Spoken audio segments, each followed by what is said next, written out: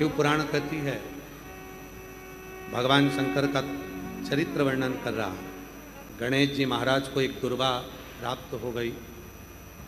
उस दुर्वा की महत्वता को जो समझा, हम तो यहाँ तक कहेंगे, शायद आप लोगों के स्मरण में है नहीं है, कि कभी कभी जब तुम्हारा मन कर जाए कि आज मेरा मन है और बारिश में, बरसात में बहुत सारी दुर्वा आ जाती है, बहुत सारी दुर्वा आ जाती है, तो दुर्वा की ही कंठी, दुर्वा की ही माला बनाकर, दुर्वा की ही माला बनाकर, दुर्वा की ही माला बनाकर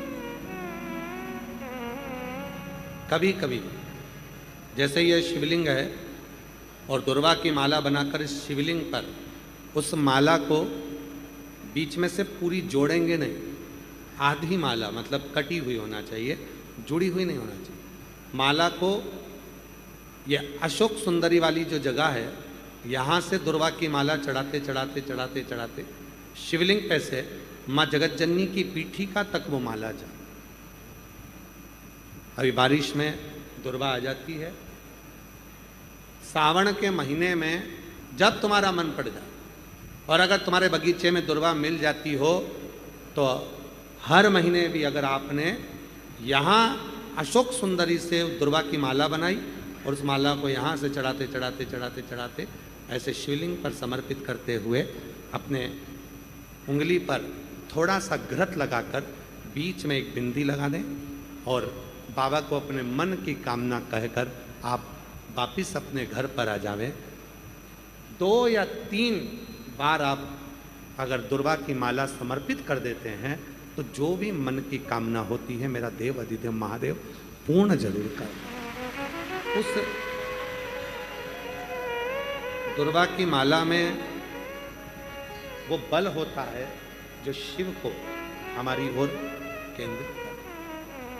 गणेश पुराण में आता है कि शमी वृक्ष की पत्ती को जब कोई नारी, पुरुष, बच्चा, बूढ़ा, जवान उस शमी के पत्ते को बेलपत्र के साथ लेकर जब शिवालय तक जाता है, जितनी देर तक वो शमी का पत्ता उसके हाथ में रहता है, जितनी देर तक शमी का पत्र उसके घर में रहता है, जितनी देर तक शमी का पत्र उसके स्पर्श में रहता है, उतने उतने शरीर के रोग, दुख, ताप काट देता है और उसे अलग से बल प्रदान कर देता है। शमी पत्र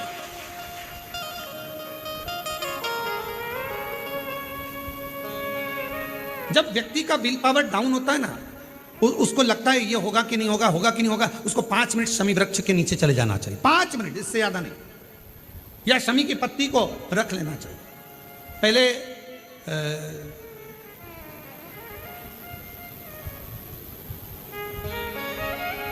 वो स्थान का ध्यान नहीं आ रहा है स्मरण में। पहले एक नियम चलता था, आप लोगों के जिंदगी में भी, आपका भी बुढ़ापा आया होगा, आप भी युवान अवस्था में आए होंगे, कभी तो स्कूल गए होंगे, कभी तो पढ़ने गए होंगे। सबसे पहले अगर हमारे विद्याध्ययन को निकालेंगे तो हमारे यहाँ एक नियम चलता था कि शमी की पत्ती को किताब के अंदर उसको विद्या के रूप में रख लिया जाता था। बाद में ये नई नई डिजाइन की पत्ती आ गई तो विद्या का पेड़ पैदा कर दिया इनने। अब वो विद्या का पेड़ पैदा कर दिया तो विद्या को रखने लगे। विद्या की पत्ती को लोग शमी की पत्ती समझने लगे, क्योंकि उसमें भी ऐसी पत्तियां निकली रहती है और शमी की पत्ती भी ऐसी ऐसी निकली रहती है। तो पहले नियम था कि किताब के अंदर शमी की पत्ती को रख लेते थे और कहते थे इसमें विद्या है, इसमें विद्या है। विद्या का मतलब क्या, उसको बल मिलता था, एनर्जी मिलती थी। एग्जाम में बैठता, कंपटीशन एग्जाम में बैठता, जब वो कोई इंटरव्यू देने के लिए बैठता या टेस्ट देने के लिए बच्चा बैठता तो वह खुश होता था, मेरी किताब में शमी, मेरे किताब में विद्या रखी है। विद्या से मतलब, आज के जमाने में लोग विद्या का पेड़ की पत्ती रख लेते हैं, पर रखते क्या थे, जम के बोलो, शमी की पत्ती रखी क्या जाती थी, शमी की पत्ती। और वो शमी की पत्ती क्या देती थी, उस बच्चे को बल देती थी, एनर्जी देती थी। डामाडोल नहीं होगा, टेंशन मत लेना, विल पावर कमजोर नहीं होगा। पत्ती रखी है शमी की, उसके नजदीक में शमी बल देती है। जो ये ऑनलाइन कथा चल रही है, ये शमी मंदार शिव महापुराण की कथा चल रही है, शमी कथा। और बहुत सावधानी से इसका स्मरण करिएगा कि एक शमी के वृक्ष की पत्ती कितना बल दे, कितना बल।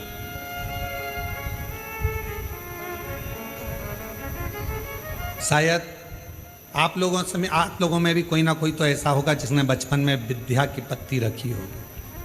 वो विद्या की पत्ती बाद में आई होगी, पहले थी वो शमी की पत्ती। कौन कौन ने रखी? जरा हमने तो रखी, हमने भी रखी।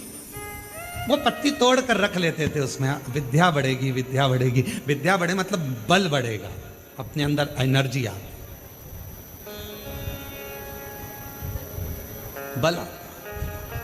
अब उसको लोग आजकल विद्या की पत्ती अलग से आने लगी तो लोग उसको विद्या की पत्ती तोड़ने लगे, नहीं तो रखते थे वो शमी की।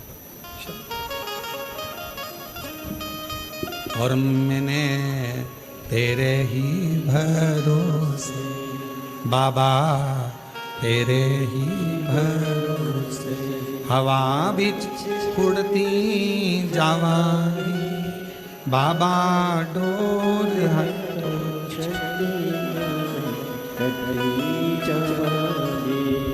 भोले मैं तेरी शंभू, मैं तेरी हवा बिच उड़ती जावांगी बाबा, डोर हटो छठी नामे कटी जावांगी। जैसे शिव का द्वार बेलपत्र, यहाँ शास्त्र कहता है आंवले का वृक्ष, शमी का वृक्ष, पीपल का वृक्ष, बट वृक्ष, ये हमको बल देते हैं। बल। मान लो शरीर के किसी भी अंग में अगर गांठ हो गई, बहुत बड़ा रोग हो गया, बहुत बड़ा रोग हो गया, डॉक्टर को दिखाइए, दवाइयां लीजिए, जांचें कराइए। और शंकर जी की 5 लड़कियां, पहले नंबर पर जया, 5 बेलपत्र लेकर जाओ। 1 बेलपत्र जया शिव शंकरा, जम के बोलो, जया शिव शंकरा। 1 बेलपत्र अशोक सुंदर वाली जगह पर समर्पित कर। दूसरी विषहरा शिव शंकरा, गणेश जी की जगह पर अर्पित कर। श्यामली बारी शिव शंकरा, कार्तिकेय की जगह पर समर्पित कर।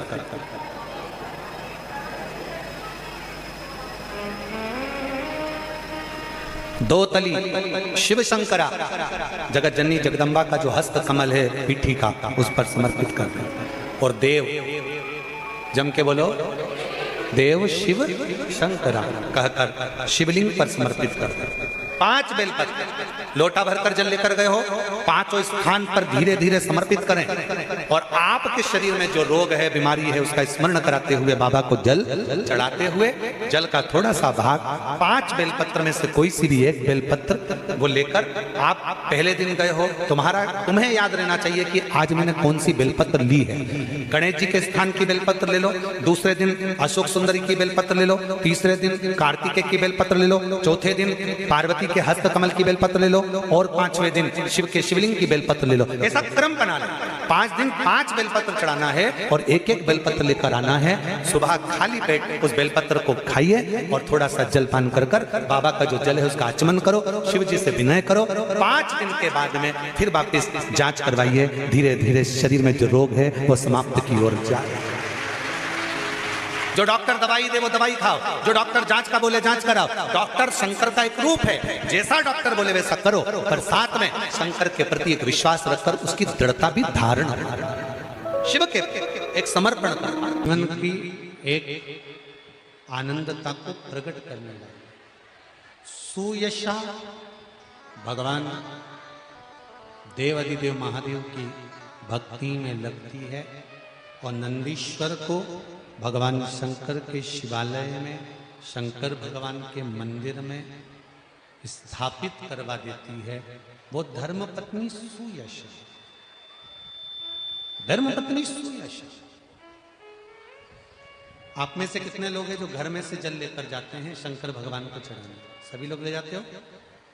जब घर के मटके में से, परिंडे में से, बाल्टी में से, टंकी में से घर के हंडे में से जब एक लोटा जल लेकर जाते हो ना, उस समय पर आपके मन में ये भाव प्रकट होना चाहिए कि हमारे घर में हम देवाधिदेव महादेव को जल चढ़ाने के लिए जा रहे हैं। हे शिव शंकर, अगर घर में पितृदोष है, कालसर्प दोष है, वास्तु दोष है, या मेरे घर के अंदर कोई भी दोष है, एक लोटा जल जब मैं आप पर समर्पित करूं तो मेरे देवाधिदेव महादेव हमारे घर के सारे रोग, दोष, बीमारी, कष्ट को दूर कर देना और तेरे चरणारविंद का जल देकर हमारे घर को पवित्र कर दे।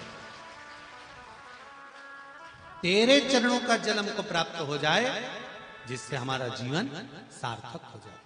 घर से जल लेकर जाओ तो ये कहकर जाओ कि हमारे कुछ दोष होंगे पूर्व के, कुछ पाप कर्म होंगे पूर्व के, वो तेरे दरवाजे पर जल चढ़ाने से मिट जाएंगे।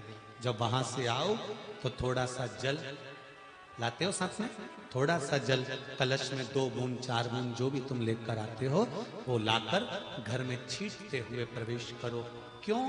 क्योंकि हमारे घर का कोई दोष होगा, बाबा को जल चढ़ाने से वो मिट जाएगा और बाबा के चरणारविंद का जल लाकर घर में छींटने से लक्ष्मी और वैभव बढ़ जाएगा। ये उसकी कृपा से है, ये उसकी दया से है, ये उसकी करुणा से है। महाराज,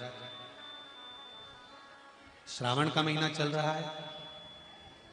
सावन के महीने में कार्तिकेय महाराज की धर्म पत्नी देवसेना और वल्ली देवी, कौन कौन है? जम के बोलो जरा। देवसेना और वल्ली देवी।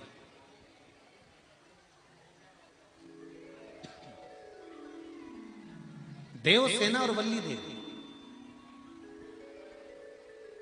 ये कार्तिकेय महाराज की 2 धर्म पत्नी है। इन्होंने शंकर भगवान की आराधना कब करी थी? तो कहा, जिस समय पर माता पार्वती शंकर भगवान के साथ में चौसर खेलती हैं और चौसर खेलते समय पर शंकर भगवान हार जाते हैं, नीलकंठ पर जाकर बैठ जाते हैं। नीलकंठ पर से भगवान शंकर कार्तिकेय जी से बात करते हैं। भगवान विष्णु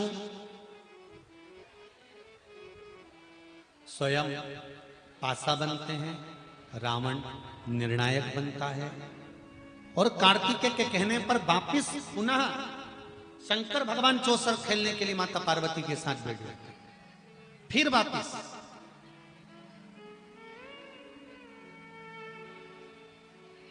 और शंकर भगवान जब माता पार्वती के साथ चौसर खेलने वापिस बैठते हैं, पुनः विराजमान जब हो जाते हैं, फिर बैठ जाते हैं। तब पार्वती मैया जब हारती हैं तो पार्वती जी के मन को यह लगता है कि हारने का कारण क्या है। एक शमी का पुष्प और एक जल में मिला हुआ दूध, जल में मिला हुआ दूध और एक शमी का पुष्प। थोड़ा ध्यान देना कथा की ओर, बहुत भाव से श्रवण करिएगा। एक जल में मिला हुआ दूध और एक शमी का पुष्प, ये दोनों महामृत्युंजय के जप के लिए, महामृत्युंजय अनुष्ठान के लिए, महामृत्युंजय मंत्र के लिए बड़े प्रबलता का कार्य करते, बड़े प्रबलता। ध्यान दीजिएगा, जब आपको लगे कि आपके परिवार में अगर कोई दुखी है, किसी को बहुत कष्ट आ गया, कोई बहुत ज्यादा कर्जे में लदालूम हो गया और उसने विचार करा कि मैं तो मर जाऊं तो अच्छा है, या मैं सुसाइड कर लूं तो अच्छा है। अब उनसे निवेदन रहेगा कि मरना मना नहीं, पर थोड़ा प्लान लेट बनाओ मरने का। हम ये नहीं कर रहे कि तुम मत मरो, पर थोड़ा प्लान लेट करो। आज मरने का विचार करा है तो थोड़ा सा 15 दिन रुक जाओ, फिर विचार करना 15 दिन बाद, 20 दिन बाद कि मरूं कि नहीं मरूं। पर एक कार्य जरूर कर कर देखना, रुद्राक्ष की माला से महामृत्युंजय मंत्र का जाप शंकर जी के मंदिर के सम्मुख में नंदीश्वर के पास में बैठकर शिव के सम्मुख को देखते हुए, शंकर के शिवलिंग को देखते हुए, शमी के पुष्प को अपने सामने रखकर एक बार महामृत्युंजय मंत्र का 108 बार जाप कर कर शमी का पुष्प उस पात्र में से, कटोरी में से उठाकर जाप पूरा होने के बाद शंकर को समर्पित करो और शंकर को समर्पित कर कर फिर विचार करना, 15 दिन 20 दिन 1 महीना रुकना कि तुम्हें बाबा ने जो तुमने मांगा वो तुम्हें दिया कि नहीं दिया। उसके बाद विचार करना कि जाऊं कि ना।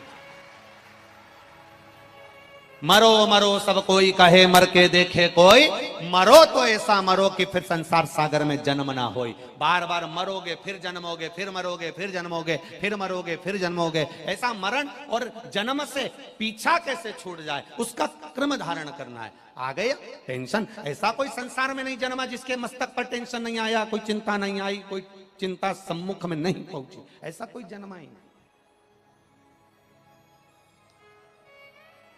आ गया थोड़ी परेशानी, आ गया थोड़ा कष्ट, एक शमी का पुष्प सम्मुख रखकर महामृत्युंजय मंत्र का अनुष्ठान कर कर, और यदि आप नहीं कर सकते हो, आपको लग रहा है कि मेरे दुख की घड़ी चल रही है, समस्या की घड़ी चल रही है, बहुत रोग चल रहा है, बहुत बीमारी चल रही है, बहुत कष्ट चल रहा है, उस समय पर आप अगर नहीं कर सकते हो तो जो आपके प्रिय, आपके स्नेही, आपसे मिलने वाले जो ब्राह्मण देवता, जो भू देवता हों, उनके चरणों में जाकर नमन कर कर, प्रार्थना कर कर, उनसे विनय कर कर कह सकते हो, महाराज जी बहुत टेंशन का जीवन चल रहा है, बहुत कष्टमय जिंदगी चल रही है, आप कृपा करो मेरे लिए एक बार महामृत्युंजय का अनुष्ठान शमी का पुष्प रख कर कर दीजिए। बाबा ब्राह्मण देवता, मुझे विश्वास है कि मेरा भोलेनाथ मेरा हाथ पकड़ लेगा और मुझे इस भवसागर से पार उतार देगा। एक शमी के पुष्प में वो बल होता है, एक शमी के पुष्प में वो भाव होता है, एक शमी के पुष्प में वो आनंद होता है कि महामृत्युंजय के अनुष्ठान का, महामृत्युंजय मंत्र के बल का एक आनंद सुख हमें तुरंत प्रदान कर दे, तुरंत दे। जैसे बेलपत्री के मध्य भाग, थोड़ा ध्यान दीजिएगा, ये बेलपत्र है और इस बेलपत्र के 2 पत्ती और ये 3 पत्ती का जहां पर मिलन हुआ है, फिर अच्छे से देख लीजिए, बेलपत्र, बेलपत्र की 2 पत्तियां, ये 3 पत्तियों का जहां बीच में मिलन हुआ है, उस 3 पत्ती के मिलन की जगह पर, केवल मिलन वाले स्थान पर चंदन लगाकर अगर हम 108 बार महामृत्युंजय मंत्र का स्मरण कर कर देवाधिदेव महादेव को समर्पित करते हैं तो मनवांछित फल की कामना हमारी तुरंत पूर्ण हो जाती है। वो महामृत्युंजय मंत्र